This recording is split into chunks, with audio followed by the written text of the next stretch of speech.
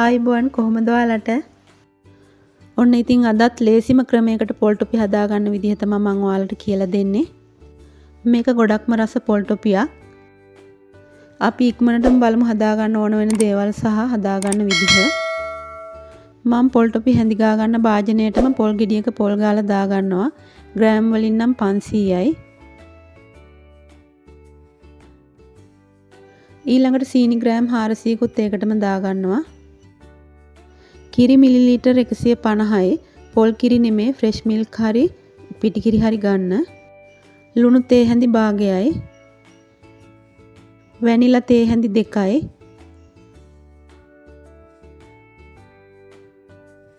ඊළඟට butter gram 30ක් විතර දාගන්න. ඊළඟට ලිපේ තියලා සාමාන්‍ය ගින්දරේ විනාඩි 2ක් විතර හැඳි ගන්නකොට සීනි ටික දිය වෙලා මේක හොඳ තෙත ගතියකට එනවා.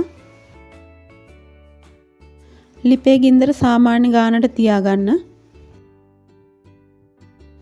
මේක ගොඩක්ම රස පොල් ටොෆි එකක්. හදාගන්නත් හරිම ලේසියි.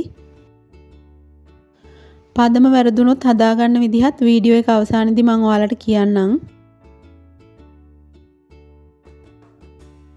ඔන්න දැන් සීනි ටිකක් දිය වෙලා හොඳ තෙත ගතියකට ඇවිල්ලා තියෙනවා. තෙත ගතිය අඩු වීගෙන එනකොට ලිපේ ගින්දර අඩු කරලා මම මේක කොටස් දෙකකට බෙදා ගන්නවා. බෙදාගෙන එක කොටසක් භාජනයකට අයින් කර ගන්නවා. මම අද පාට දෙකකින් හදන නිසායි දෙකට බෙදාගත්තේ. ඔයාලා තනි පාටකින් හදනවා නම් බෙදා ගන්න අවශ්‍ය නැහැ. ඒකටම කලරින් එකතු කරගන්න. මම දැන් එක කොටසකට කොළ පාට කලරින් ටිකක් එකතු කරගන්නවා. කලරින් එකතු කරගන්න එක අත්‍යවශ්‍ය නැහැ. කලරින් එකතු කරගත්තා කියලා රසේවත් සුවඳේවත් කිසිම වෙනසක් වෙන්නේ නැහැ. ඔයාලා කලරින් වලට අකමැති නම් මේ පාටටම පොල් ටොපි එක හදාගන්න පුළුවන්.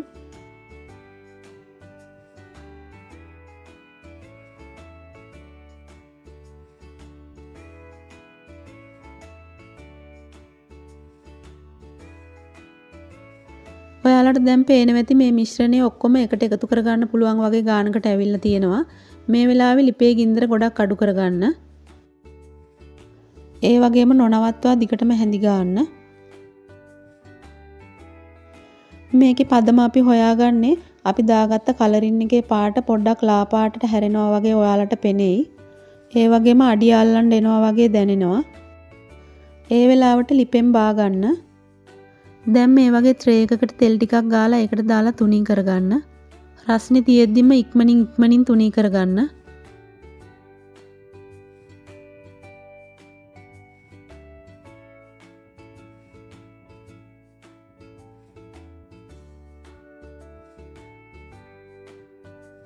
නිවෙන්න කලින් කෑලි ටික කපා ගන්න ඕනේ.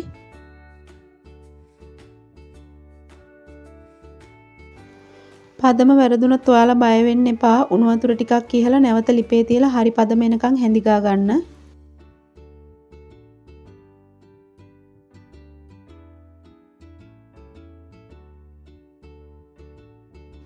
අනිත් ටිකත් ඒ විදිහටම හදා ගන්න.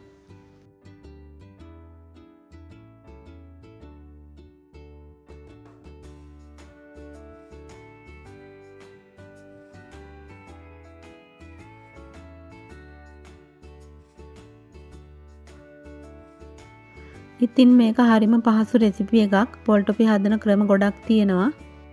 මම පොල් ටොපි හදන රසම විදිහ මේක තමයි. එක පොල් ගෙඩියකින් ටිකක් ලොකු ප්‍රමාණයේ පොල් ටොපි කෑලි 40ක් විතර හදා ගන්න පුළුවන්. කල් තියා ගන්නත් පුළුවන්, කිසිම ප්‍රශ්නයක් නැහැ. බඩු ටික ලෑස්ති කරගත්තට පස්සේ පැය භාගයක් වගේ ඇතුළත හදලා ඉවර කරගන්නත් පුළුවන්.